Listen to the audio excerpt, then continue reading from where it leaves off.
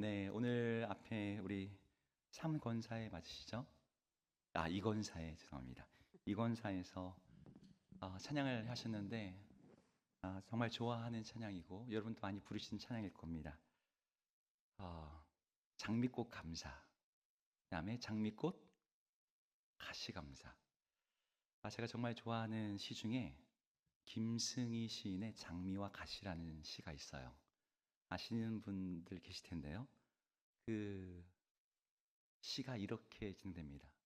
그 나오는 시인이 눈먼 사람인 것처럼 묘사가 돼요. 눈먼 손으로 나는 삶을 만져보았네. 그건 가시투성이었어. 가시투성이의 삶에 온몸을 만지며 나는 미소 지었지. 이토록 가시가 많으니 곧 장미꽃이 피겠구나. 제가 젊은 날에 그 시를 딱 읽는데 정말 제 정신이 번쩍했던 그 시였습니다. 여러분들의 인생에 지금 가시가 많다면 우리 주님께서 여러분의 삶에 피우실 그 장미꽃을 소망하시면서 미소 짓고 소망 잃지 않고 살아가기를 주 여러분 축복합니다. 네, 오늘 우리에게 주신 하나님의 말씀은 오늘 말씀 성경에 대한 것을 오늘 여러분하고 나누려고 합니다. 오늘 풍성한 삶의 기초 9번째 시간인데요. 우리가 지난 시간에 우리가 하나님의 자녀됨의 그 축복, 특별히 하나님을 즐거워하는 법에 대해서 함께 나눴습니다. 하나님을 즐거워하기 위해서 우리는 주의 아름다우심을 보며 주님과 인격적인 교제를 맺으며 주님을 진정으로 사랑하게 될 때 우리는 주님을 진정 즐거워할 수 있는, 주님을 인하여서 즐거워할 수 있는 그러한 이 창조의 가장 큰 축복을 누릴 수 있다고 말씀드렸습니다. 그러면 우리가 주의 아름다우심을 어떻게 보고 주님과 어떻게 인격적으로 교제하고 주님을 어떻게 진정으로 사랑할 수가 있을까요? 하나님은 그 일을 위해서 우리에게 여러 가지 많은 일들을 행하십니다. 주의 영을 부어주시기도 하고 우리 가운데 주님께서 행하시는 많은 일이 있지만 그 핵심적인 통로가 있다면 그 중에 하나는, 그리고 그 중에 가장 중요한 것은 바로 기록된 말씀 성경입니다. 우리는 성경을 통해서 주의 아름다우심을 보고 주님이 누구이신지를 알며 주님을 더 사랑하게 됩니다. 우리가 하나님의 자녀라고 하는 이 새로운 정체성을 가지고 살아가는 데 있어서 우리로 하여금 방해하는 소음, 보이스피싱, 세상의 거짓된 메시지가 너무너무 많이 들어와요. 세상으로부터 들어온 메시지가 아니어도 우리 육체가 스스로에게 말을 하죠. 네가 무슨 하나님의 자녀냐? 네 안에 꿈틀거리고 있는 이 욕심과 죄악된 마음은 네가 나의 종이고 죄의 종이고 마귀의 지배 아래 있다는 것을 증명해 주는 거야. 근데 여러분, 그런 음성이 들려올 때 여러분 어떻게 하셔야 돼요? 맞아. 이러면 안 되는 거죠. 어떻게 하셔야 돼요? 말씀으로 대적하셔야 되죠. 우리 예수님이 40일 금식하실 때 광야에서 시험 당하셨습니다. 마귀가 틀린 말 하나 한 게 없어요. 돌로 떡 만들 수 있는 능력 우리 주님에게 있잖아요. 네? 우리 주님이 절벽에서 뛰어내리면 천사가 받지 않겠습니까? 기록된 말씀인데 마지막 것만 좀 문제가 있었죠. 나에게 절하면 영광 주겠다. 그런데 주님이 뭐라 그러세요? 그때마다 기록된 말씀, 신명기의 말씀을 가지고 하나씩 대적합니다. 우리가 하나님의 자녀이고 하나님의 백성이고 우리에게 주어진 그 축복을 붙들기 위해서 이것과는 정반대되어 보이는 우리의 상황과 우리의 현실과 우리의 느낌과 우리의 감정에 현혹되거나 속아 넘어가지 않기 위해서 우리가 붙들어야 될 것이 있다면 그것은 바로 기록된 말씀 성경인 줄로 믿습니다. 여러분, 오늘 사도 바울이 자신의 영적인 아들 디모데에게 보내는 편지 디모데후서입니다. 바울의 유언과 같은 편지죠. 자신의 죽음을 코앞에 앞두고 있던 바울의 입장에서 나의 사역을 그리고 교회를 여러 가지 맡은 것들을 이제 디모데에게 물려주고 이제 전수해야 돼요. 그런데 디모데는 어떤 사람이었냐? 어렸고 유약했고 상황은 어려웠습니다. 디모데가 자신의 연소함과 연약함 가운데서 교회에 당하고 있는 이 상황적 어려움을 어떻게 돌파하면서 주의 뜻대로 주의 몸된 교회를 섬길 수 있을까 할 때 바울이 전하는 이 유언과 같은 메시지의 핵심이 무엇이냐면 주의 기록된 말씀 성경을 붙잡으라는 거였어요. 오늘 14절의 말씀을 함께 같이 읽어보겠습니다. 읽겠습니다. 시작. 그러나 너는 배우고 확신한 일에 거하라. 너는 내가 누구에게서 배운 것을 알며. 여기서 너는 배우고 확신한 일. 여기서 배우고 확신한 일에 거하라고 나오는데 이 배우고 확신한 일은 뒤에 나옵니다. 바로 성경입니다. 성경 안에 거하라. 이게 지금 바울이 디모데에게 하는 말이에요. 여러분 거하라는 말은 헬라어로 메네란 단어인데 머무르다, 고정되다, 지속되다. 그러니까 성경의 가르침에 뿌리를 내리고 거기 거하라는 거예요. 그냥 한 번 읽는 정도가 아니라 그 진리를 지속적으로 믿고 따르고 외적인 행동 정도를 넘어서 마음에 그 말씀이 자리 잡도록 그래서 내가 마치 그 말씀 속에 사는 것처럼 살라는 거예요. 여러분 이 거하라는 명령 여러분 최근에 들었던 기억 많이 있지 않습니까? 우리 담임 목사님이 시리즈 설교 포도나무와 가지 요한복음 15장 여러분 설교할 때 가장 많이 반복된 단어 중에 하나가 이거예요. 요한복음 15장 4절 내 안에 거하라 나도 너희 안에 거하리라. 가지가 포도나무에 붙어있지 않으면 스스로 열매를 맺을 수 없음 같이 너희도 내 안에 있지 아니하면 그걸 하리라. 여기도 거하라 거하라예요.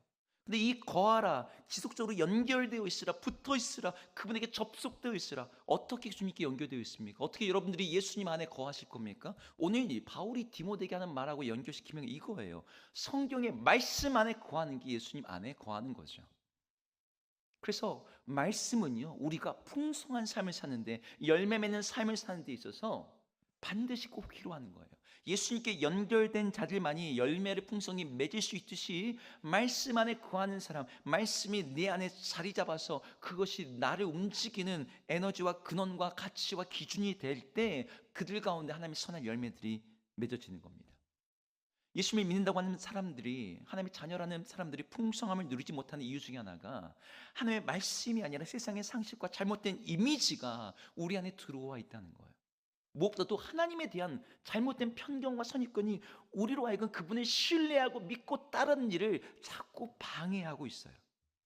사람들에게는 자기 나름의 하나님에 대한 이미지가 있습니다. 자신의 아버지가 오버랩되기도 하죠. 유교의 문화권에서는 아버지와 같은 권위를 하나님께 두죠. 우리는 하나님 아버지라고 하니까요. 아버지에게 받은 상처와 분노와 실망이 있는 많은 사람들은 하나님 아버지라는 말을 들을 때마다 아주 불편해요. 그분에 대해서 정말 신뢰하기가 참 어렵습니다. 그런데 우리 하나님께서 자신을 드러내기 위해서 아들 예수 그리스도를 보내시죠.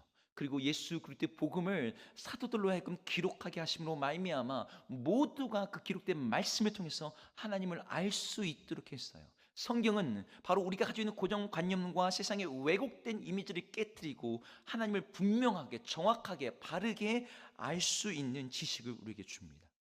하나님이 누구신지, 하나님이 어떤 일을 하셨는지, 하나님이 우리를 어떻게 사랑하시는지를 우리는 성경을 통해서 알게 되는 거예요. 그래서 그걸 통해서 우리는 풍성함을 누릴 수 있는 기초를 얻게 됩니다. 여러분 말씀이 어떤 특징을 갖고 있는지에 대해서 히브리서 4장 12절은 이렇게 얘기합니다. 여러분 잘 아는 말씀인데요. 함께 읽어보겠습니다. 시작. 하나님의 말씀은 살아있고 활력이 있어 좌우의 날선 어떤 검보다도 예리하여 혼과 영과 및 관절과 골수를 찔러 쪼개기까지 하며 또 마음의 생각과 뜻을 판단하나니. 네, 여기 말씀에 가지고 있는 특징들이 언급되고 있습니다. 말씀이 어떻대요? 살아있대요. 살아있대 반대면 뭡니까? 죽어있다죠. 살아있다는 것은 인격적 특징을 갖고 있다는 걸 말씀이.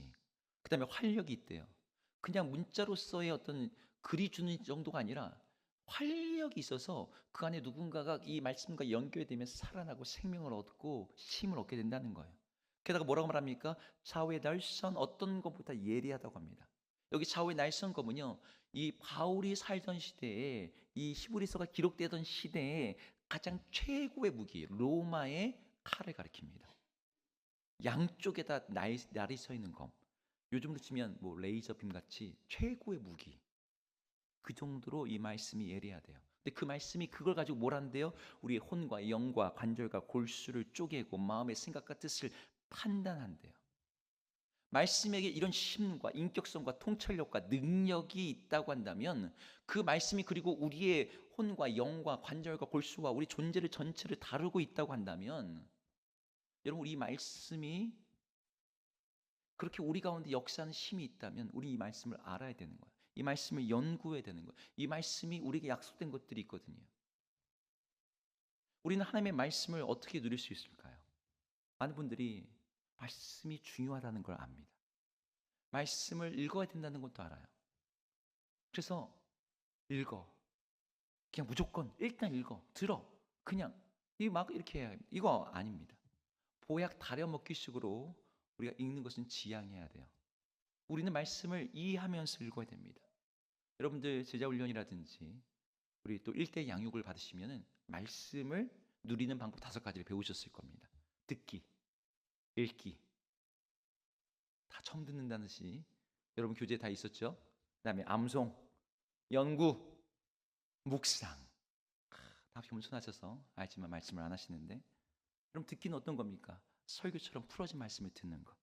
읽기는 기록된 말씀을 읽는 거. 암송은 암기가 아니죠. 암송은 어떤 거예요? 말씀을 내 마음에 새기는 거. 그다음에 연구는 말씀의 의미와 뜻을 더 깊이 이해하기 위해서 공부하는 거. 묵상은 말씀을 품고서 이 고아내는 거.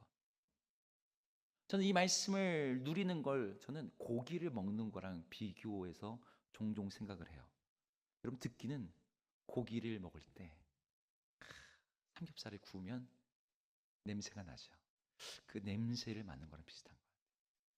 냄새가 나면 입에 침이 고이고 관심과 기대가 생기고, 누구야? 누가 이 저녁에 고기를 굽는 거야? 이런 마음이 생기죠. 읽는 건 고기를 이제 한 점을 딱 먹는 겁니다.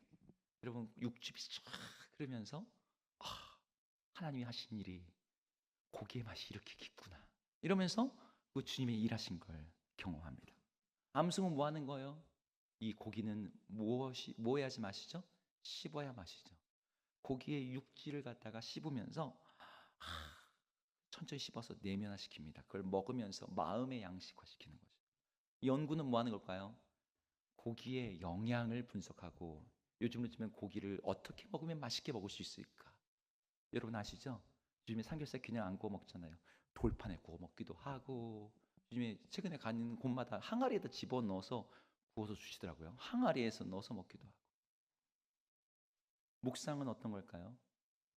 이 고기가 붙어있는 뼈를 갖다가 푹 고아서 국물을 우려내서 내 삶에 스며들도록 그렇게 먹는 것. 여러분들이 말씀을 우리가 이런 여러 가지 방법을 가지고 우리 가운데 적용시키고 연구시키고 연결시키려고 했습니다. 근데 여러분, 이런 방법은요, 여러분들이 이미 배워 오셨고 여러분들이 마음만 먹으면 금방 이 방법들을 알 수가 있어요. 문제는 먹고 싶지가 않다는 거예요. 말씀을 읽고 싶고 말씀을 듣고 싶은 그 마음 자체가 없는데 고기가 있으면 무슨 소용입니까? 입맛이 없어요. 우리에게 방법보다 더 우선되는 것은 말씀을 대하는 우리의 자세와 태도입니다. 내가 말씀을 어떻게 대하는지, 그 말씀을 어떻게 바라보는지가 이 말씀이 우리에게 주고자 하는 그 축복과 능력과 은혜를 우리로 경험하게 하는데 더 본질적인 작업이라는 거죠. 여러분, 말씀은 하나님이 자기 백성들과 소통하시는 방식이었어요. 그래서 항상 하나님의 말씀 앞에서 선지자들과 수많은 주의 백성들은 굉장히 독특한 자세를 보여줍니다. 과거의 성도들이 율법을 갖다 기록할 때든지 성경을 갖다가 읽을 때, 아니면 하나님의 음성을 들을 때 그들이 어떻게 들었습니까? 누워서, 아니면 앉아서, 아니면 이렇게 들었습니까? 아니에요. 그 누구도 그렇게 듣지는 못했어요. 하나님 앞에서 엎드려서 그 앞에 정말 쓸 때도 목욕하고 마치 어명이라도 받듯이 그렇게 하나님의 말씀 앞에 있었습니다. 반면에 하나님의 음성이 아무리 선명하게 정말 천둥과 같이 들려와도 신의 산 앞에 있던 정말 백성들처럼 목이 곧아가지고 주님의 음성 앞에서 그러한 태도를 가지고 있다면, 주님의 음성이 들려와도 그 말씀은 그들에게 풍성한 삶은커녕 광야에서 무덤도 없는 그런 죽음으로 이끄는 거죠. 따라서 우리에게 필요한 것은 말씀을 대하는 바른 자세와 태도입니다. 여러분들 여러 가지를 이미 알고 계시고 배우셨겠지만 저는 풍성한 삶의 이 기초라는 시리즈 안에서 세 가지를 여러분하고 나누고자 합니다. 첫 번째는 우리 함께 따라해 볼까요? 성경을 읽는 것은 의무가 아니라 특권이다. 여러분 이렇게 생각하십니까? 네. 저는 어릴 때 저희 부모님이 매일 성경을 3장 읽게 했습니다. 안 읽으면 밥을 못 먹었어요. 그래서 저에게 성경 읽기는 항상 밥을 먹기 위한, 그리고 저녁에 TV를 보기 위해서도 성경을 꼭 읽어야 됐어요.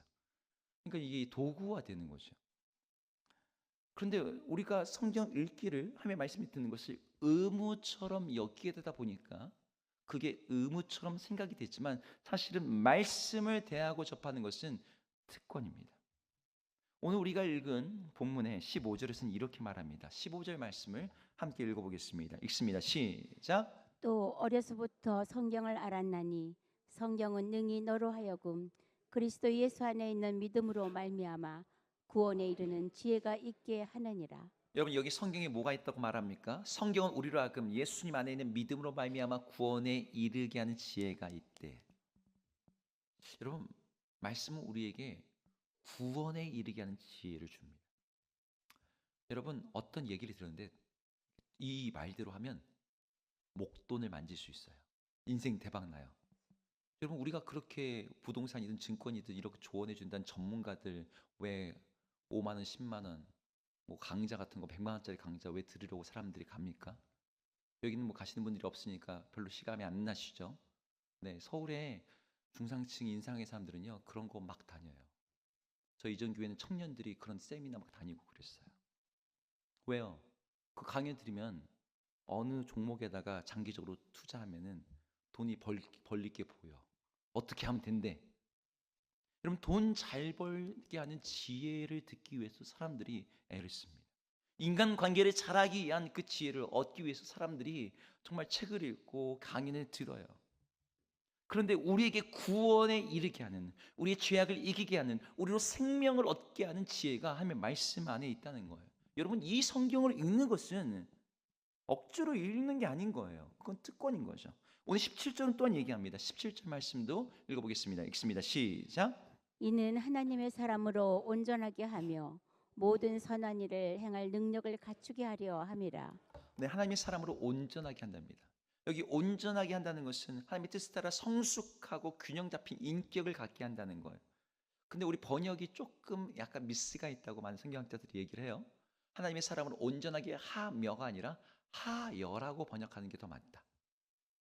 사람으로 온전하게 하여 그 사람으로 하여금 선한 일을 행할 능력을 갖게 만드는 게 성경이 하는 일이라는 거예요. 우리를 영적으로 무장시키고 우리의 생각, 삶을 정돈시키고 하나님을 위해서 선한 일을 감당할 수 있는 능력을 주는 것이 이 말씀, 성경이 갖고 있는 것입니다. 따라서 우리는 말씀을 대하는 태도에 있어서 의무가 아니라 특권으로서 마치 하나님의 신비와 계시와 비밀에 들어가는 어떤 그 비밀 권한을 가진 것처럼 그 말씀을 대해야 돼요. 말씀을 의무로 생각하는 사람들은 말씀의 가치를, 말씀의 선물을, 말씀이 주어지는 그 기쁨을, 말씀 안에서 주님의 음성을 듣지 못하기에 그걸 누리지 못하는 거죠. 여러분 오늘 생각의 패러다임이 첫 번째 바뀌어야 될 것은 말씀이 의무가 아니라 무엇이라고요? 특권입니다. 말씀 앞에서 이것을 읽는 것이, 이것을 받은 것이 특권임을 믿고 기쁘게 주님의 말씀 앞에 선 여러분들에게 축복합니다. 제가 신대원 다닐 때만 해도 20년 전입니다. 북한이 그때 이제 고난의 행군이 시작되고서 탈북자들이 많았어요. 그때 그 이제 북한 사역, 우리 교회에서 지원하고 있는 모퉁이도 선교회 같은 경우도 중국을 통해서 북한에다 어마어마하게 많은 성경을 밀수해서 집어넣습니다. 근데 성경을 큰 거를 못 넣어요. 어떤 성경 넣을까요? 손바닥만한 거, 그보다 작은 거, 기도원에서 나온 거 조그마한 거, 신약하고 시편 있는 거 이런 거 넣습니다. 근데 중국 지하교회든 북한 지하교회든 소원이 뭔지 아세요? 그 당시 최고의 성경이 뭐였냐면 톰슨 주석 성경이었습니다. 이렇게 두꺼운 거, 주석이랑 다 있는 거, 관주 쫙 있는 거. 그거 갖는 게 지하교회 성도들의 소원이라는 거예요. 정말 그거 있으면 두려울 게 없겠다. 여러분, 우리가 성경이 우리 앞에 있는데 그 성경을 갖는 게 얼마나 귀한 일인지를 우리가 종종 망각해요.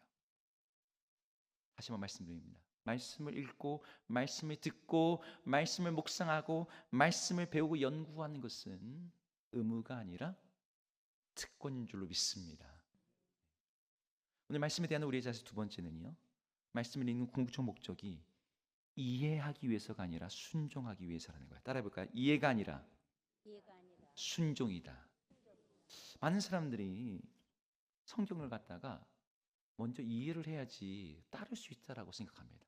물론 그런 측면들이 있어 보여요. 하지만 순서상으로 보자면 우리 하나님은 우리를 이해시키셔서 순종하게 하시지 않고요, 우리로 순종하게 하심으로 그 말씀과 하나님의 뜻을 이해시키세요. 여러분, 이 순서 잘 기억하시기 바랍니다. 일단 말씀에 따라 살고 거기에 순종하고 그걸 믿고 실천할 때 그 말씀이 내 삶 속에서 역사하는 것들을 우리는 보게 되는 거죠. 근데 말씀 사람들이 이해가 안 되면 순종을 안 해요. 납득이 안 되면 따라가지 않으려고 해요. 사람들이 왜 잘 안 바뀐 줄 아세요? 자기 경험에 갇혀 있기 때문이에요. 해봤는데 안 된다는 거죠. 내가 다 해봤어요. 50 넘으면 더 심해진대요. 그럼 이 시대에 가장 전도하기 힘든 사람 꼽으라면 자수성가한 사람들이에요. 자기 방식대로 성공했던 사람들이요. 남의 말 안 듣습니다. 이해가 안 되고 납득이 안 되고 내 경험으로 검증이 안 되면 일단 거부하고 부인하고 덮어버리죠. 여러분, 제가 여러분에게 말씀드린 것은 아무 생각 없이 믿으라는 게 아니에요. 말씀이 정말 그러한가 알기 위해서 필요한 것은 내가 머리로 이해하는 게 아니라 실제로 해보는 거예요. 순종해보는 과정을 통해서 하면 말씀이 진짜인지 아닌지를 검증하셔야지, 머리에서 시뮬레이션 돌려가지고 이거 되겠네 안 되겠네 계산기로 여러분들이 그 말씀을 우리는 알 수가 없는 거죠. 왜 많은 사람들에게 말씀이 능력이 되지 않을까요? 왜 말씀 사람들에게 말씀이 실제가 되지 않을까요? 순종하지 않기 때문이에요. 맛있는 음식, 저게 왜 맛있는지, 재료가 뭐가 들어갔는지 백날 설명해 봐야 요리해서 먹어보지 않으면 모르는 거예요. 맛있는 음식의 향기를 맡고도 먹지 않으면 영양을 내가 얻을 수 없듯이 말씀을 들을 뿐 그것을 내가 삶의 순종으로 실천하지 않는다면 내게 영적인 양식으로 시적인 힘으로 나타나지 않습니다. 말씀은 이해하기 위해서가 아니라 우리에게 무엇을 위해 주었다고요? 순종하기 위해서 주어졌습니다. 여러분, 성경에 나오는 수많은 이야기를 보세요. 이해가 돼서 나만 장군이 물속에 들어가서 몸을 씻습니까? 아니죠. 말씀에 순종했더니 그 일이 일어나는 거예요. 여러분, 제일 이해 안 되는 말씀 중에 10계명 4계명에 대한 약속입니다. 내 부모를 공경하라. 그럼 내가 이 땅에서 잘 되고 장수할 것이다. 형통할 것이다. 제가 수많은 사람들이 물어봅니다. 어떻게 하면 건강하게 살 수 있습니까? 어떻게 하면 여러분 형통할 수 있을까요? 물어봤을 때 부모 공경 얘기하시는 분 저는 지금까지 단 한 번도 들어본 적이 없어요. 왜요? 이해가 안 되거든요. 납득이 안 되거든요. 논리적으로 전혀 연결이 없어요. 아무도 부모 공경을 이야기하지 않아요. 제가 물어본 사람들이 다 누굴까요? 교회 안에 계신 분들이에요. 여러분, 하나님의 말씀은요, 이해한 다음에 순종하는 게 아니라 순종함으로 그 말씀이 이해되는 거예요. 여러분들이 하나님의 말씀 앞에서 순종의 자세를 갖기를 주 여러분 축복합니다. 말씀에 대한 우리의 자세 세 번째는 말씀은 장식품이 아니라 필수품으로 대해야 된다는 것입니다. 장식품이 아니라 필수품이다. 여러분, 많은 사람들이 말씀을 추상적인 진리라고 생각합니다. 우리 실제적인 삶에서는 별로 적용할 게 없다고 생각해요. 액세서리처럼 조금 더 알면 똑똑해 보이고 있어 보이고 괜찮아 보이고 없어도 뭐 그리 문제가 안 될 것 같은. 그래서 성경 공부합시다. 말씀을 더 알아야 됩니다. 말씀을 들읍시다. 공부합시다. 묵상합시다 해도 뭐 그냥 오늘 하루 안 해도 오늘 하루 안 읽어도 내 삶에 큰 변화 없는 그런 거라고 생각합니다. 근데 말씀은 그런 차원의 것이 아니죠. 저희가 지금 풍성한 삶의 기초 시리즈를 함께 나누고 있는데 여러분, 우리가 하나님의 풍성한 삶을 누리기 위해서는 말씀은 필수적인 거예요. 방금 읽었던 히브리서 4장에서 하나님의 말씀이 어떤 특징을 갖고 있대요. 혼과 영과 관절과 골수를 찔러 쪼갠다고 합니다. 우리는 말씀이 우리 영혼과 관련된 어떤 것이라고 생각하기 쉬워요. 하지만 성경은 영혼의 문제, 구원의 문제만이 아니라 말씀이 우리의 혼과 영과 관절과 골수, 우리 육체까지 모두 다루는 것이 그 말씀이 하는 역할이래요. 말씀은 시간이 되면 들으면 좋은 그런 얘기가 아니라 내가 오늘 하나님의 뜻대로 살기 위해서 그 풍성한 삶을 누리기 위해서 정말 실질적이고 실제적인 지혜와 능력으로 우리 삶에 역사하는 힘이 있다라고 얘기하는 거예요. 많은 분들이 거기까지 가지 못한 채 그냥 이 정도 알았으면 됐다. 나는 하산해도 되겠다. 이러면서 말씀을 어느 정도 배우고 나면 이제 난 배웠다고 생각하는 거예요. 나 다 알지 뭐. 내가 하나님의 뜻 모르는 게 뭐가 있어. 근데 여러분이 말씀이 어디까지 하십니까? 정말 말씀이 나를 변화시키는 걸 여러분이 어디까지 경험해 보신다는 거예요. 그 말씀이 실제가 되는 걸 하나님 말씀에서는 정말 믿는 자들에게 이런 표적이 따른다고 했습니다. 낙심한 자를 소망 있게 하고 마음의 상처를 치유하고 죄에서 자유함을 주고 어둠 가운데 빛이 되어주는데 이 말씀이 정말 그러한 능력이 있다는 것을 내 삶에서 내가 경험하게 해주십시오. 여러분 거기까지 가셔야 되는 거죠. 왜 이 말씀이 나에게는 역사하지 않습니까? 이 말씀하신 하나님이 진실하시고 신실하시고 여전히 능력이 많으신 하나님이 아니십니까? 왜 말씀을 추상적인 남의 얘기로 듣습니까? 이 말씀을 내게 실제적으로 역사하는 말씀으로 받아야 되는 거죠. 사람이 떡으로 사는 것이 아니요 하나님의 입에서 나오는 모든 말씀으로 사느니라. 예수님께서 이 말씀하실 때요 비유가 아닙니다. 정말 우리로 살게 하는 것이 이 말씀이라고 하는 그 확실성, 실제성, 절실한 필요성을 가지고 우리가 말씀을 대할 때 그 말씀이 우리 가운데 그런 역할을 하는 걸 여러분들이 경험할 수가 있는 거예요. 들어도 그만, 안 들어도 그만. 그게 아니라 제가 정말 좋아하는 예화가 하나 있습니다. 랜디 포프 목사님의 이야기인데요. 이분은 미국에서 아주 대형 교회 담임 목사님입니다. 몇만 명 모이는 교회에 제자훈련과 설교에 아주 유명한 목사님이에요. 근데 그분 아들이 고등학교를 졸업하게 되면서 고등학교 졸업 선물로 아버지 저 이거 받고 싶어요. 근데 선물로 요청한 게 뭐냐면 스킨 스쿠버 다이빙 자격증을 따고 싶어요. 근데 혼자 물속에 들어가면 재미가 없으니 아빠 저랑 같이 타요. 그걸 선물로 요청을 한 거예요. 아빠는 뭐 물속에 들어가는 거 취미도 없고 하지만 아들이 하자니까.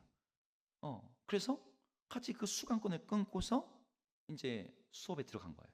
근데 스킨 스쿠버 다이빙 이 코스가 크게 3개의 코스로 이루어졌답니다. 첫 번째는 교실에서 배우는 이론 강의, 두 번째는 수영장에서 배우는 강습 강의, 세 번째는 어딜까요? 바다에 실제로 잠수해서 자격증을 따는 현장 시험, 이렇게 3단계로 이루어졌어요. 근데 이분이 대형교회 목사님이라니까 너무너무 바빠요.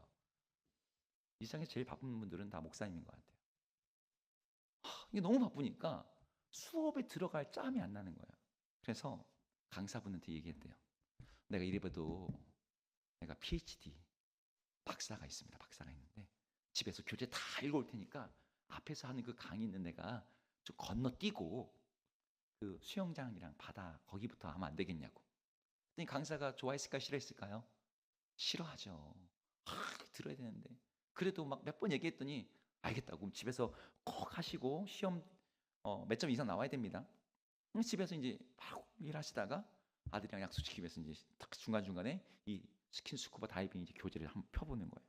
어떻게 해야 되고 어떻게 되고 잠수 장비는 뭐가 돼 있고 물속에 들어갈 때는 어떻게 해야 되고 어떻게 막 얘기를 이제 막 읽었어요.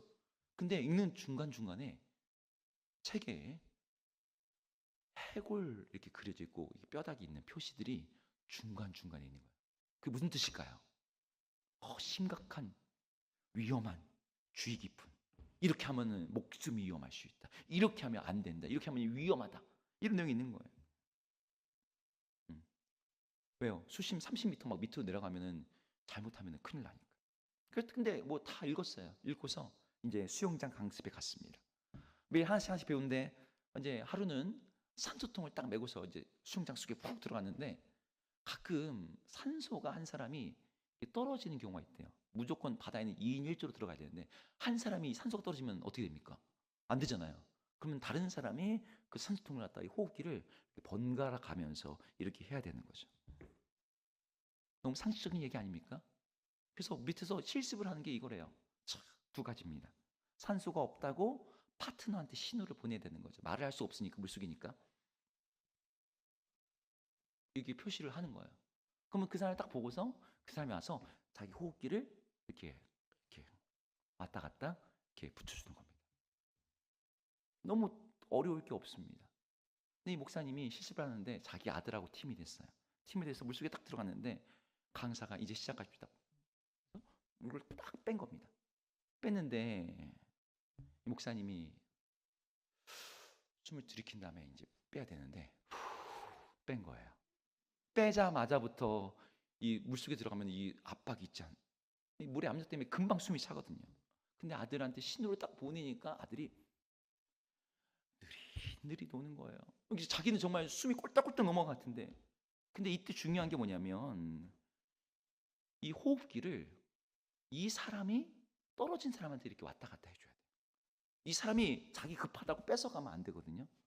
근데 이 목사님이 그걸 다 알면서도 너무 숨이 차니까 어떻게 했을까요? 아들이 호흡기를 갖다가 딱 끼고서 뺏어가려고 그러는데 강사가 그거를 이미 알았다는 듯이 그런 경우가 많았나 봐요. 중간에 손을 팍 치더니 그걸 다시 아들한테 주더랍니다. 그리고 아들이 줄 때까지 막 이러고 있는데 왔다 갔다. 너무 별것 아닌, 떨어지면 신호 보내고 그리고 와서 호흡 왔다 갔다. 이게 간단한 걸 못하고 있었다는 거예요. 그러나서 이제 바닷속에 들어갔습니다. 바다에 들어가면 어땠을까요? 여러분 바다에 스킨스쿠버 혹시 하신 분이 얘기지만 10m마다 10분씩 대기하고 들어가야 돼요. 몸이 이 물속에서 적응을 해야 되거든요. 안전 정지라고 해서 10m마다 10분, 20m 내려가서 다시 10분, 30m 내려가서 10분 이런 식으로 내려가야 됩니다. 올라올 때도 마찬가지예요. 올라올 때도 그냥 올라오면 이 몸이 이상 증상이 나옵니다. 잠수병이 걸려요. 그래서 그냥 올라오면 이제 막 코피 터지고 압력 적응이 안 돼가지고 이런 일이 일어납니다. 그래서 내려갈 때마다 10분, 10분, 10분 올라올 때도 이제 그렇게 해야 되는데 그거 다 알거든요. 너무너무 중요하다고. 그냥 올라가면 생명이 위협할 수 있고 코피가 터지고 두통과 구토와 많은 증상들이 일어납니다. 당장 병원에 가야 됩니다. 막 여러 가지 내용을 다 들었는데 이분이 밑에 30m 지점에서 이제 추를 풀어야 되는데 이게 잘못 통째로 풀어버린 거예요. 몸이 훅 올라갑니다. 중간에 있던 강사가 이분을 잡겠다고 다리를 푹 잡았는데 이 다이빙 강사니 뭐니 다 끌고서 다 올라갔어요. 올라와서 다들 막 토하고 뭐 난리가 나죠. 목사님이 이 경험을 하고 나서 자기가 정말 생각하고 배운 게 있대요. 많은 성도들이 말씀을 듣고 안다고 생각해요. X 막 해골 표시 이렇게 하면 안 돼요. 이렇게 하면 위험합니다. 이렇게 반드시 지켜야 됩니다. 강의실에서 아니면 설교장에서 들을 때는 예배당에서 들을 때는 너무너무 간단해요. 어려울 게 하나도 없어요. 그런데 수영장에만 들어가도 내용이 달라져요. 이론이 틀린 게 아니라 현장에서 적용하는 게 어렵다는 거죠. 말씀을 듣고 배웠는데도 여러분들이 사역 현장에 들어가면 말씀대로 섬기고 순종하고 기도하는 게 어렵지 않습니까? 셀리가 되었던 교사가 되었던 찬양팀이 되었던 봉사팀이 되었던 말씀 가지고 주님께 섬기는 일이 어려워져요. 수영장 같은 교회에서도 힘든데 여러분 바다와 같은 세상에 나가면 어떨 것 같습니까? 거기서 어떻게 해야 되는지를 내가 다 안다고 생각하지만 거기에 들어가면 까먹습니다. 비상 상황이 발생해요. 앞이 캄캄해집니다.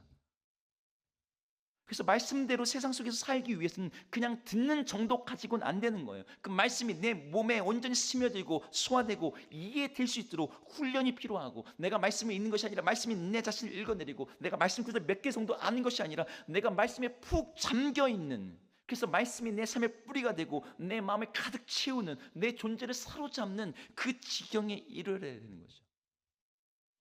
사도 요한이 예수님을 처음 보는 그 요한복음 1장에서 예수님이 뭐라고 갖다가 이렇게 하냐면 영접하는 자에게는 뭐 믿는 자들에게는 하나님의 자녀가 되는 권세를 주셨는데 그렇게 자녀가 된 자들에게 우리 예수님이 주시는 게 있대요. 요한복음 1장 16절에서는 뭐라고 말하냐면 우리가 다 그의 충만한 데에서 받으니 은혜 위에 은혜로라. 그게 충만하니까 예수 그리스도의 충만한 것에서부터 우리가 뭔가를 받고 있대요. 그럼 예수 그리스도의 충만한 게 뭘까요? 요한복음 1장 14절에서 이렇게 말합니다. 말씀이 육신이 되어 우리 가운데 거하심에 우리가 그의 영광을 보니 아버지의 독생자의 영광이요 은혜와 진리가 충만하더라. 그러니까 예수 그리스도에게 뭐가 충만하다는 거예요? 은혜와 진리가 충만하대요. 그분이 우리에게 뭘 주고 계신데요? 은혜와 진리를 충만함 위에 충만하게 더하여 주고 계신대요. 하나님의 말씀 자체이신 예수님이 육신이 되어서 이 땅에 오셨어요. 십자가에 달리셨어요. 그래서 그분의 충만하신 것을, 그 은혜를, 그 진리를 우리에게 주고 계신대요.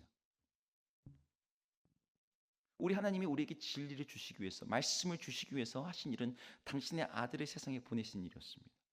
그리고 그 기록된 말씀을 지금까지 전달하고 전수하고 우리의 귀에, 우리의 눈앞에 오기가기 수많은 사람들이 기쁜 소식을 전한 자의 발이 되어서 산과 바다를 건넜고 피를 흘렸고 땀과 눈물이 흘려졌습니다. 그렇게 그의 말씀이 우리 가운데 왔어요. 그리고 그 말씀을 통해서 하나님은 지금도 우리들에게 주의 충만한 진리와 은혜를 부어주시기를 원하고 계십니다. 근데 우리가 그 말씀 앞에서 이 자세와 태도가 없다면 그건 그냥 우리를 흘려보내는 거죠. 우리가 그 말씀 안에 있지 않은 거죠. 저는 우리 주사랑교회 모든 성도님들이 정말 우리 주님이 주시는 그 충만함을 누리셨으면 좋겠습니다. 우리가 그리스도의 장성한 분량에 이른다는 것은 바로 이거예요. 우리 정말 옆구리만 툭 찔러도 은혜와 진리가 충만한 게 막 흘러 넘치는 사람. 여러분 모두가 이 말씀의 능력을, 말씀 안에 있는 그 풍성함을, 말씀이 우리에게 하는 역사가, 그 온전하게 하고 능력 있게 하고 생명을 누리게 하는 그 역사가 정말 진리의 말씀인 것을 경험하고 간증하고 보여줄 수 있기를 주의 이름으로 축복합니다. 오늘 말씀의 태도 세 가지 여러분 기억하시고 이것 가지고 여러분 계속 말씀 앞에서, 말씀 의무가 아니라 특권으로서 그 말씀을 대하시고 그 말씀이 내 삶에서 정말 실제적인 변화와 능력이 있다는 것을 믿고 그 말씀을 이해가 아니라 순종하기 위해서 말씀 앞에 서시는 여러분 모두가 되기를 축복합니다.